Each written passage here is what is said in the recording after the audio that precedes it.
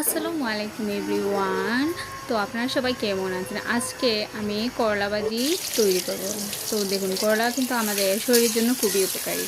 করলার মধ্যে রয়েছে প্রচুর পরিমাণে ফাইবার, মিনারেলস, আয়রন, বিভিন্ন ধরনের ভিটামিন রয়েছে। করলা আমাদের মানবদেহের জন্য খুবই উপকারী, তাই আমরা বেশি বেশি করে করলা খাবো। আর ডায়াবেটিস রোগীদের জন্য তো করলা আরও বেশি উপকারী।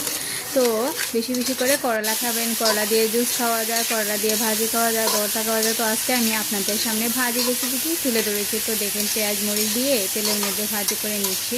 পেঁয়াজকে ভালো করে ভেজে নিয়ে তারপরে করলাগুলিকে দিয়ে ভালো করে মিডিয়াম আছে করলাকে সুন্দর করে জাল করে নেব। তো দেখেন, সুন্দর করে কষিয়ে নেব।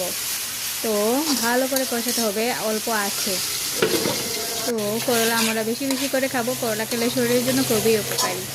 তো আমার নতুন চ্যানেলে আপনাদের সবাইকে স্বাগতম। আর ভালো লাগলে ভিডিওটি লাইক করবেন, কমেন্ট করবেন, সাবস্ক্রাইব করবেন, কমেন্ট করবেন। তো দেখেন গাইস, অলরেডি আমার ভাজি হয়ে এসেছে। করলা ভাজি খেতে কারা কারা পছন্দ করেন কমেন্ট করবেন। করলা ভাজি আমাদের শরীরের জন্য খুবই উপকারী। করলা ভাজি খেতে কিন্তু অসাধারণ স্বাদ। তো সবাই আমরা বেশি বেশি করে করলা ভাজি খাবো।